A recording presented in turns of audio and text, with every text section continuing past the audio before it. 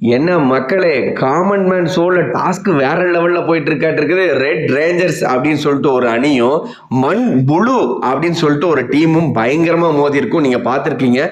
இதுல வந்து பார்க்காதவங்களுக்கான சுவாரஸ்யமான மொமெண்ட்டுகள நினைவுபடுத்த விதமாவும், யாரெல்லாம் வந்து கிரீன் ஸ்டார் வாங்குனாங்க, யாரெல்லாம் ரெட் ஸ்டார் வாங்குனாங்க அப்படிங்கிறத தெளிவா பேச போறோம். ஸோ அதுக்கு முன்னாடி இப்பதான் நம்மளோட சேனலை ஃபர்ஸ்ட் டைம் பார்க்குறீங்கன்னா ஒரே ஒரு லைக் பண்ணிருங்க. ஏன்னா நீங்க பண்ற ஒவ்வொரு லைக்கு தான் இந்த வீடியோவை இன்னும் 10 பேருக்கு சஜஷன்லாம் போய் காட்டும்.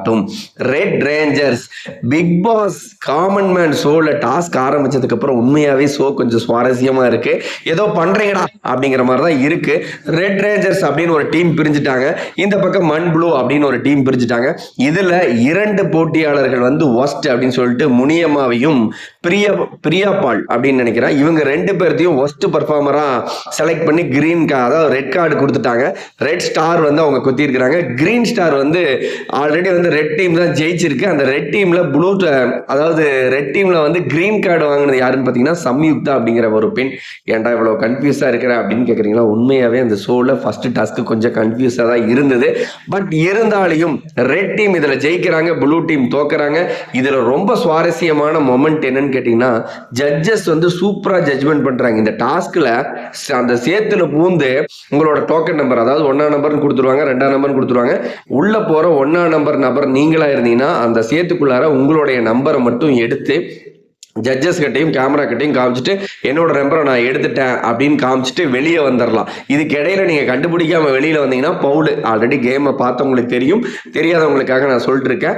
மற்ற வேறவங்களாவது நம்பர் வந்துட்டா என்ன ப்ரோ பண்றது அப்படிங்கிற மொமெண்ட்ல தான் வந்து ஒரு தெளிவான சீக்ரெட் கொடுத்துருக்காங்க. அங்கதான் வந்து ஒரு ஸ்ட்ராட்டஜி இருக்கு.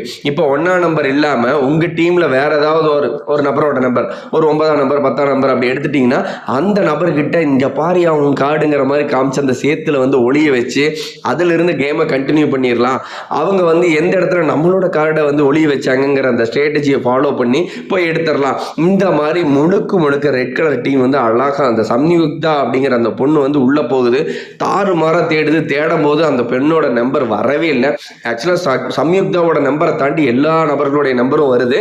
சம்யுக்தா சூப்பரா அந்த ஸ்ட்ராட்டஜியை வந்து ஃபாலோ பண்றாங்க. என்ன செய்யறாங்கன்னா, மற்றவங்களோட நம்பர் எல்லாம் இதை உன் நம்பர்லாம் இங்கே வைக்கிறேன், உன் நம்பர்லாம் இங்கே வைக்கிறேன் அப்படிங்கிற மாதிரி ஒரு குழு கொடுத்து வச்சதுக்கப்புறம் இந்த ரெட் டீம்ல இருந்து ஒவ்வொருத்தரும் உள்ள வந்து அழகா அவங்களுடைய கார்டை மட்டும் இந்த சம்யுக்தா காமிச்ச அந்த ஸ்ட்ராட்டஜி வச்சு ஈஸியாக எடுத்துட்டு போயிடுறாங்க. அதில் வந்து பார்த்தீங்கன்னா ப்ளூ டீம் ரொம்ப ஒஸ்ட்டாக தான் பெர்ஃபார்ம் பண்ண மாதிரி நானே உணர்ந்தேன். உண்மையும் அதுதான். ஏன்னு கேட்டிங்கன்னா, முனியம்மா உள்ள போயிட்டு டைமிங் எடுத்ததா இருக்கட்டும், பிரியாபால் உள்ள பூந்து விளாண்டு ஒரு மாதிரி டைமிங் எல்லாம் ரொம்பவே வேஸ்ட் பண்ணிட்டாங்க அப்படிங்கிற மாதிரி தான் அந்த டீம் ஒரு ஸ்டேட்மெண்ட் வச்சாங்க. எனக்கும் அதில் உடன்பாடு இருக்கு. ஏன்னா இவங்க இருந்த ஸ்பீடு வந்து அவங்க இல்ல, அதனாலதான் வந்து ரெட் டீம் ஜெயிச்சது.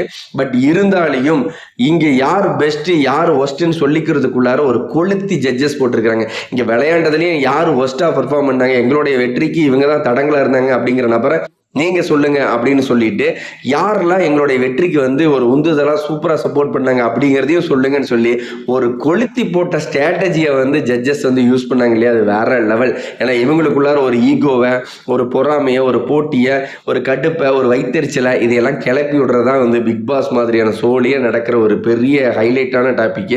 அந்த டாபிக் தான் இந்த ஸ்ட்ராட்டஜியா வந்து ஜட்ஜஸ் யூஸ் பண்றாங்க. ஸோ இந்த சேரு சகதி அப்படிங்கிற டாஸ்க்ல வந்து ரெட் ரேஞ்சர்ஸ் அப்படிங்கிற ரெட் டீம், ரெட் பலின்னு போட்டிருக்கிற டீம் ஜெயிக்குது. ப்ளூ டீம் வந்து மண் ப்ளூ இந்த டீம் வந்து தோக்குது. முதல் டாஸ்க்ல இதுதான் நடந்தது. இதுக்குள்ள சுவாரஸ்யமான மொமெண்ட்டுகள் எல்லாம் நடந்தது. ஸோ எல்லா நிகழ்வுகளையும் பேசணும்னா வீடியோ ரொம்ப லென்த்தா போகும். ஹைலைட்டான விஷயங்களை பதிவு பண்ணிட்டு அடுத்தடுத்த வீடியோவில் வேற லெவலில் நம்மளோட ரிவ்யூவை பக்காவா அந்த பிக் பாஸ் சீசன் 10ஐயும் காமன் மேன் ஷோவையும் நம்மளோட ஸ்டைலில் வேற லெவலில் தரம் பிரித்து வச்சு செய்ய போகிறோம். ஸோ நம்மளோட சேனலை இது வரைக்கும் சப்ஸ்கிரைப் பண்ணாதவங்க மறக்காம சப்ஸ்கிரைப் பண்ணிங்க. பக்கத்தில் இருக்கிற பெல் ஐக்கனை கிளிக் பண்ணுங்க. இந்த பிக் பாஸ் சீசன் 10ல யாரெல்லாம் கலந்துக்கிறதுக்கான வாய்ப்புகள் இருக்குங்கிற நபர்களையும், உங்களுக்கு பாயிண்ட் ஆஃப் வியூல இவங்கெல்லாம் வந்தால் நல்லா இருக்கும், காமன் மேன ஷோல்ல இருந்து இவங்கெல்லாம் வெற்றி பெறதுக்கான வாய்ப்புகள் இருக்கு அப்படின்னு நீங்க யாரெல்லாம் நினைக்கிறீங்களோ அவங்களுடைய பேரை மறக்காம கமெண்ட் பண்ணுங்க. நான் உங்களுக்கு ரிப்ளை பண்றேன். அடுத்தடுத்த வீடியோல சந்திக்கலாம். பாய் மக்களே.